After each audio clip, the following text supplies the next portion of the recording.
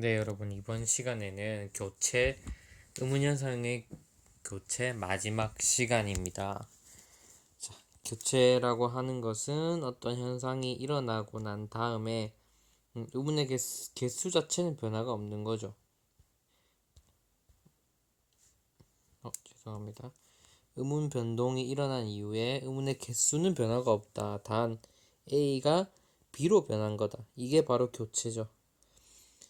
예를 들면 A가 예를 들면 AB 한 개가 늘어난 거면 첨가, AB에서 A가 한 개만 남으면 탈락. 근데 AB에서 C로 갔다. 두 개가 합쳐져서 C로 가면 축약 이렇게 되는 거죠. 어쨌든 이 탈락과 축약은 둘 다 의문의 개수가 한 개 줄어든다. 하지만 우리 교체는 의문의 개수가 줄어들지 않고 단순히 어떠한 다른 의문으로 변하는 현상이다. 이게 교체라고 하는 의문 변동의 가장 기본이기 때문에 그 사실을 이 의문 변동의 교체 단원을 할 때는 가장 처음에 머릿속에 넣고 있어야 할 부분입니다. 알겠죠? 교체라고 하는 것은 무엇이고 그리고 그 안에 무슨 현상이 있냐. 이번에는 이 모음 역행동화 현상에 대해서 살펴보겠습니다. 특이하게 이 모음 역행동화는 그 의문 현상 안에 그 동화의 방향이 명시가 돼 있죠. 다른 의문 변동 교체 같은 경우에는 이렇게 무슨 동화인지 명시가 안 돼 있잖아요. 맞죠? 경험하는 동화 현상이 아닙니다. 알겠죠? 첫 시간에 했지만 교체가 일어나는 의문 현상 전부 다 동화라고 볼 수는 없어요. 동화는 무엇이 무엇에 닮아가는 성질이잖아요. 근데 경험하는 닮아가는 게 아니라 변화를 주는 거기 때문에. 근데 구개음화는 교체가 맞습니다. 알겠죠? 교체가 맞지만 동화에 어떤 요소가 포함되어 있지 않죠. 이 명칭 자체. 하지만 이 몸 역행 동화는 표시가 되어 있습니다. 그만큼 이 역행이라고 하는 게 중요한 거죠, 여기서. 자, 왜 역행 동화냐 한번 살펴보도록 하겠습니다. 잘 보세요. 이 아기가 우리 애기로 발음이 되고 소고기가 쇠고기로 발음을 합니다. 근데 물론 표준 발음은 아니죠. 표준 발음은 아니지만 지역 방언에서 주로 남아있는 것들인데 주로 쓰이는 것들입니다. 알겠죠? 그리고 이 모음 역행 동화는 일어난 건 이거는 표준 발음으로 인정되지 않는데도 결국 이거는 표준어가 아닌데 왜 우리가 굳이 배워야 되나요? 이렇게 얘기할 수 있지만 이 모음 역행 동화가 너무 많이 쓰였었고 옛날에 빈번하게 많이 사용되었었고 너무 많이 쓰이다 보니까 이 모음 역행 동화가 일어난 것을 표준 발음으로 인정하지 않지만 하지만 일부 단어는 이 모음 역행 동화를 그가 적용된 결 형태를 너무 많이 쓰다 보니까 심지어 그게 표준어로 바뀐 경우도 있습니다, 여러분. 그래서 이 모음 역행 동화를 한번 살펴보겠습니다. 우리 애기 자연스럽잖아요. 그러면 생각해 보세요. 왜 아기라는 단어를 애기로 발음하는 게 뭔가 편할까? 애기가 편할까? 생각해 보면 앞에서도 설명했었는데 일단 여기서 무엇이 무엇으로 변했는지 한번 살펴봅시다, 여러분. 여기서 이 의문 현상은 무엇이 무엇으로 변했는가 한번 살펴보면 아라고 하는 모음이 에로 바뀌었죠. 그러면 이 아는 입력형이고 에는 출력형입니다. 들어갔다 나온 거잖아요. 맞죠? 이 아에가 바뀐 원인이 무엇이냐? 자, 이끄고 원인. 즉 원인은 우리가 배웠지만 지난 시간에 적용 환경이자 동화음이라 그럽니다. 알겠죠? 이때 아는 입력형이자 피동화음입니다. 알겠죠? 계속 반복해서 학습하고 있습니다. 지금 아가 죄송합니다. 자, 보세요. 아가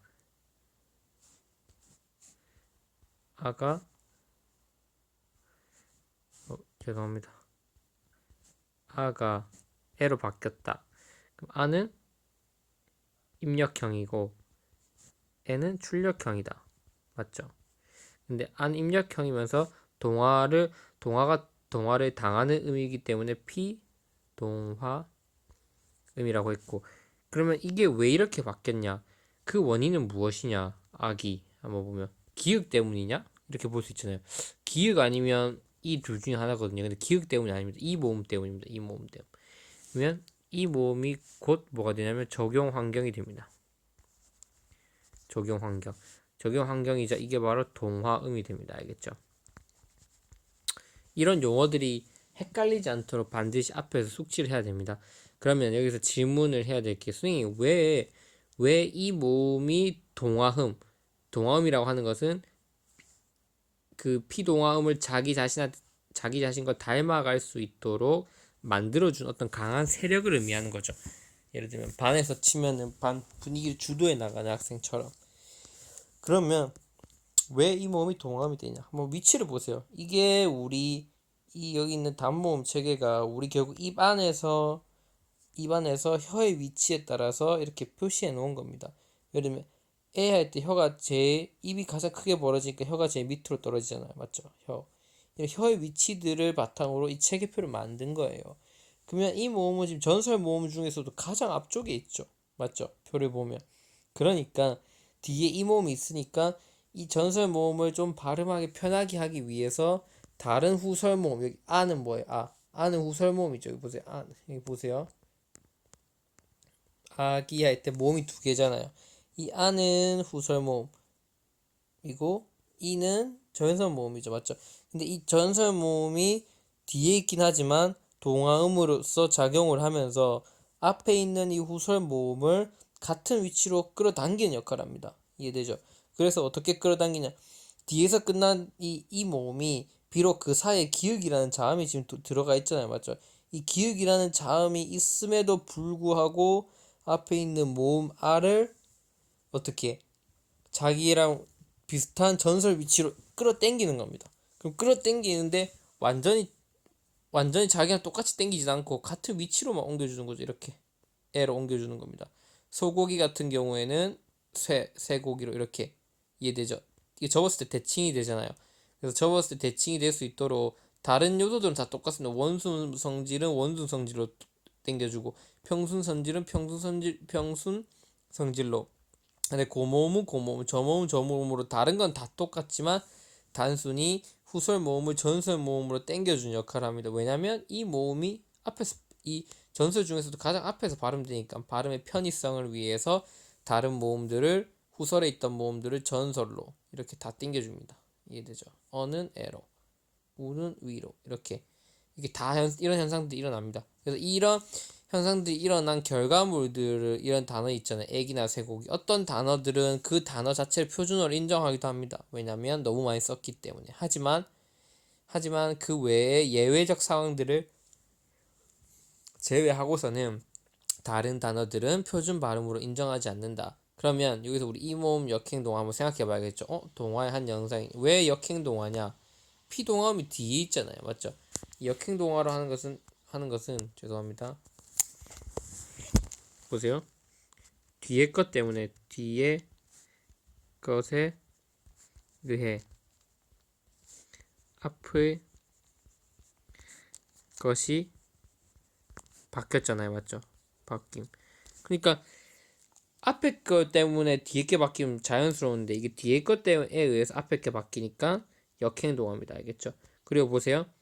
동화음과 피동화음 사이에 어떤 자음이 있습니까? 없습니까? 있죠. 기읍 아기 했을 때 이게 동화음, 이게 피동화음이잖아요. 사이에 기역이라는 자음이 있죠. 이런 자음을 조금 어려운 말로 계제자음이랍니다. 계제자음. 그 안에 사이에 계제되어 있다 해서 계제자음이랍니다. 존재하죠. 그래서 직접 붙어있지 못하니까 동화음과 피동화음이 직접적으로 붙어있지 못하기 때문에 이 이모음 역행동화이면서 간접동화인 겁니다. 알겠죠? 간접동화. 그러면서 완전히 똑같아지는 건 아니잖아요. 만약에 완전히 똑같아지려면 아기를 뭘로 이기로 쇠고기를 시고기 이렇게 발음해야 되는데 완전히 똑같아지진 않잖아요. 맞죠? 그렇기 때문에 자 봅시다. 완전히 똑같아지는 건 아니기 때문에 역행동화이면서 간접동화이면서 부분동화다. 부분동화. 그래서 이 동화 현상 교체 중에서 이 동화 현상은 시험에 나올 게 워낙 많습니다. 알겠죠? 일단 기본적인 그 동화의 특징들, 이러한 특징들을 알고 있은 것과 더불어서 동화로서 역행, 간접, 부분 이런 것들을 다 판단해 낼 수 있어야 됩니다. 알겠죠, 여러분?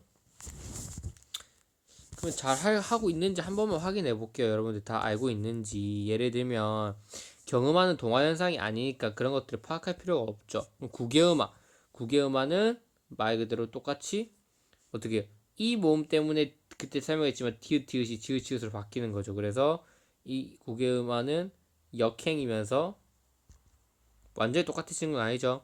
부분이면서 근데 지금 붙어 있잖아. D가 G로 바뀌는 거잖아.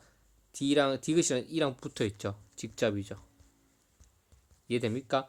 이렇게 여러분들이 하나하나씩 다 분석해 가면서 해서 문제 할 수 있어야지. 물론 시험은 그렇게 어렵게 안 낼 겁니다, 선생님이. 예를 들면 쉬운 단어들로 내니까 그냥 원리 정도를 꼭 이해하고 있으면 풀 수 있기 때문에 그 원리를 이해하고 계셔야 됩니다. 알겠죠? 그래서 이 모음 역행동어. 자, 마지막입니다. 모음 조화는 하지 않겠습니다. 알겠죠? 우리나라에서 모음 조화는 거의 지켜지고 있지 않기 때문에 오늘 마지막 현상 반모음화에 대해서 설명하도록 하겠습니다. 자, 같이 읽어볼까요? 이나 오우로 끝나는 용언 어간의 모음이 아나 어로 시작하는 어미가 올 때 이가 J로 바뀌거나 혹은 오우가 W로 바뀌는 현상을 반모음화라고 한다. 상당히 어렵죠, 말들이. 왜냐면 이 문법은 어려울 수밖에 없어요, 여러분. 선생님도 고등학교 때 문법이 제일 싫고 제일 어려웠어요. 왜냐면 용어들이 너무 난이도가 높고 이해하기 힘들고, 문법은 전체적인 처음부터 체계적으로 배워 나가지 않으면 그 가운데 만약 구멍이 생겨버리면 그 다음 거 이해하는데 또 큰 문제가 생깁니다. 단 처음부터 포기하지 않고 끝까지 이해하려고 노력하면 나중에 딱 끝에 가면 전체가 이해되는 순간 모든 게 쉬워지긴 합니다. 그래서 용어 하나는 잘 봐야 되는데, 예를 들어 볼게요. 자, 이나 오로 끝나는 용언의 어간. 용언이라고 하는 건 계속 설명했지만 이제 동사와 형용사를 용언이라고 한다. 동사는 쉽게 말해서 동작을 나타내고, 형용사는 상태나 성질을 나타냅니다. 예를 들면 상태, 성질 같은 건 착하다. 성질이죠. 상태, 예쁘다, 뭐 귀엽다 이런 것들. 동사는 동작을 나타내죠. 먹는다, 집에 간다. 이런 것들이 동사입니다. 이런 동사들에서 용언 어간이라고 하는 것은 활용시 변하지 않는 부분이라고 그랬죠. 예를 들면 착하다, 그 다음에 착하니, 착하고 이렇게 계속 나가죠. 변하지 않는 부분 어간입니다. 이런 것들. 예쁘도 변하지 않기 때문에 어간. 먹이 어간. 간이 아니라 가다죠. 가다에 니은다가 붙은 겁니다. 이렇게 용언 어간 이나 오우로 끝나는 용언 어간에 아나 어로 시작하는 어미가 올 때 용언 어간이 바뀌는 겁니다. 알겠죠? 어간이 바뀐다. 왜 바뀌냐? 한번 볼까요? 꽃이 피어 있다. 한번 볼게요. 꽃이 피어 있다. 어미가 아어로 시작했죠? 그리고 어떻게 되겠습니까? 용언 어간이 이나 오로 끝나는데 이로 끝났죠, 맞죠? 용언 이 피어라고 하는 게 원래 여기서 온 거잖아. 피다에서 피다, 피고, 꽃이 피었다. 이렇게도 볼 수 있고, 꽃이 피니 예쁘다. 꽃이 피니까 참 예쁘다. 이렇게 볼 수 있죠. 이렇게 활용을 할 때 변하지 않는 게 있고 뒤에 거는 계속 변하잖아요. 그래서 이런 것들이 변하지 않는 부분들을 이거를 간이라고 그냥 이름 붙인 거고, 학자들이 이 뒤에 것들을 미라고 이름 붙인 겁니다. 알겠죠? 그래서 근데 어간이 이로 끝나고 피어 이렇게 됐잖아. 그럼 이때 발음이 어떻게 되냐? 피어는 뭐가 된다? 피어는 표. 그래서 장음이 됩니다. 표가 되기도 하고 혹은 피여가 되기도 합니다. 둘 다 표준 발음으로 인정합니다. 무슨 차이가 있는지 잘 봐야 돼요, 여러분. 피어가 펴가 되고 이렇게 이것도 인정하고 피어가 피여로 되는 것도 인정합니다. 인정하되 단 표기는 어떤 것만 인정할까요, 여러분?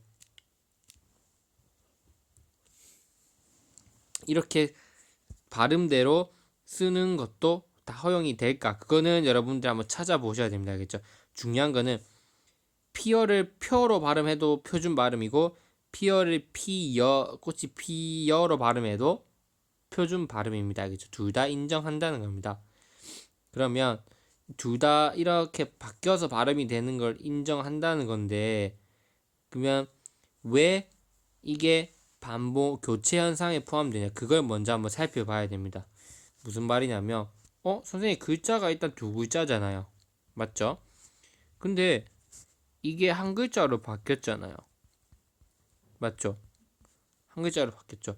그러면 축약 아닌가요? 이렇게 물어볼 수도 있어. 맞죠? 그렇게 생각하는 있을 수도 있어요. 왜냐면 쌤 이 두 개 뭔가 합쳐져 가지고 두 개가 뭔가 합쳐져서 하나로 된 것 같은데요, 표? 그러면 축약 현상 아닌가요? 근데 이 음운의 변동은 계속 얘기하지만 음절 단위를 보면 안 됩니다. 음절 측면에서는 축약된 게 맞아요. 이음절, 이거 한 음절, 한 음절, 이음절이 지금 1음절이 된 거잖아요. 맞죠? 그래서 음절 단위에서는 축약이 된 걸로 볼 수 있잖아요. 음운 변동은 음운의 변동 현상을 살펴봐야 되는 겁니다. 무슨 말이냐면 이거 음운을 일단 분석해 봐야 돼. 예를 들면 봐봐. 피읍이라는 자음 맞죠? 그 다음에 이라는 모음 맞죠? 그냥 이거 자음입니까 아닙니까? 자음 아니죠? 그냥 어라는 뭡니까? 모음. 즉 피어는 세 개의 음운으로 구성되어 있습니다. 맞죠? 세 개죠. 이까지 이해됩니까? 세 개의 음운이면서 자음 하나, 모음 두 개, 두 개로 구성되어 있고 총 몇 개입니까? 총 세 개죠, 세 개. 자, 그럼 표는 어떻게 구성되어 있나 봐요. 표는 그 음운의 개수가 어떻게 구성되어 있는지 우리가 그 분석을 할 수 있어야 됩니다. 쌤, 표는 이제 중학생들 이렇게 얘기할 겁니다. 표는 쌤 P랑 여 두 개 구성된 거잖아요. 그래서 이 여 합쳐서 여 된 거 아닙니까? 이렇게 얘기하는데 그렇게 하면 안 됩니다. 우리는 왜 반모음이라는 것에 대해서 배웠잖아요. 그러면 어떻게 구성되어 있냐? 이거는 P랑 피읍이랑 그냥 바로 여가 아니라 반모음 J랑 그 다음에 모음 이렇게 구성된 겁니다. 이해되죠? 그래서 이것도 세 개야. 단 이때는 자음 하나, 반모음 하나, 그 다음에 모음 하나 이렇게 구성된 겁니다. 이해되죠? 죄송합니다. 이렇게 된 겁니다. 이해되죠? 뒤에 끊겼네. 큰일이네요. 이거 지금 두 개죠? 그리고 이거는 어고 이거 세 개죠. 죄송합니다. 이것도 세 개고 세 개죠. 그래서 이건 자음 반모음 하나, 모음 한 개 이렇게 구성된 겁니다. 그래서 이 표라고 하는 것의 의문의 개수랑 피어라고 하는 것의 의문의 개수는 동일합니다. 단 이라고 하는 모음이 뭘로 바뀐 거야? J로 바뀐 거잖아. 그러니까 반모음한 거야. 왜? 단모음이었던 이 모음이 반모음 J로 바뀌었기 때문에 반모음화라고 하는 겁니다. 알겠죠? 이해되죠? 그래서 피어가 표가 되는 것은 축약이 아니라 교체다, 교체. 그리고 어간의 모음 이가 뭐라고 바뀌었냐면 반모음 J로 바뀌었기 때문에 반모음화라 볼 수 있고, 그리고 이거 보는 거와 마찬가지로 대신에 음절 측면에서는 축약이 일어났기 때문에 맞죠. 그래서 이음절이 1음절로 감소한 거는 맞잖아요. 그래서 지금 이 단어의 길이 자체가 줄어들었잖아. 그래서 한 글자로 줄였으니까 이걸 장음으로 바꿔주는 거야. 이해되죠? 두 글자였던 이 단어가 반모음화 현상을 겪게 되면 한 글자로 바뀌게 됩니다.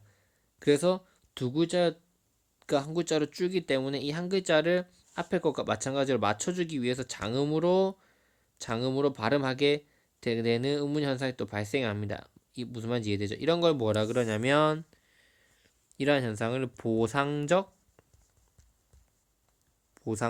장음화라 그럽니다. 보상적 장음화.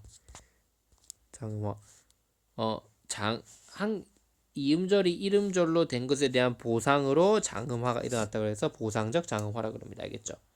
자, 한 번 더 보여드리겠습니다. 피어가 표가 되는 것은 음소의 개수를 분석해 보면 피읍 그다음에 세 개고 이 표는 피읍 반모음 j 어다. 그래서 이 모음이 j 모음으로 바뀐 거다. 왜냐면 개수는 동일하니까 세 개니까 교체다. 근데 아까 얘기했듯이 피어가 피여로 발음되는 것도 표준 발음으로 인정한다. 그럼 이때 의문의 개수는 보세요. 피읍 세 개죠. 근데 여기서는 피읍 죄송합니다. 피읍 지우고 피읍 j 어죠. 왜냐면 이 여라고 하는 건 j랑 어랑 합쳐진 거잖아요. 음의 개수 한 개 늘었죠. 뭐 j가 늘었죠. 그래서 이거 피어가 피여로 발음되는 것은 j 즉 반모음 첨가라고 합니다. 반모음 첨가. 그래서 이 반모음화와 반모음 첨가, 축약, 음절의 축약 이런 것들 보상적 장음화 이런 개념들을 반드시 알고 있어야 합니다. 알겠죠? 한번 더 해볼게. 보아서. 이거 보아서보다는 뭐가 자연스럽습니까? 봐서가 자연스럽죠. 그러면 이 봐서는 어떻게 되냐? 이 보아서 같은 경우에는 분석해보면 비읍, 오, 아, 시읒, 총 몇 개입니까? 5개죠. 봐서는 비읍 반모음 W죠. W 플러스 아 그 다음에 시읒 그래서 O가 W로 바뀐 반모음화라고 볼 수 있습니다. 이해되죠? 이 반모음화 현상 여러분 꼭 잘 기억해 두시고요. 그 다음에 이 현상은 뭐 어떠한 현상이 닮아가고 이런 건 아니기 때문에 뭐 동화는 아닙니다. 알겠죠? 이 반모음화는 동화에 해당되는 건 아니기 때문에 뭐 역행이니 순행이니 그런 건 파악할 필요 없습니다. 알겠죠? 자, 이것으로 모두 우리 교체에 대한 의문 현상을 모두 마치고 다음 시간엔 탈락에 대해서 살펴보도록 하겠습니다. 네, 모두들 수고 많으셨습니다.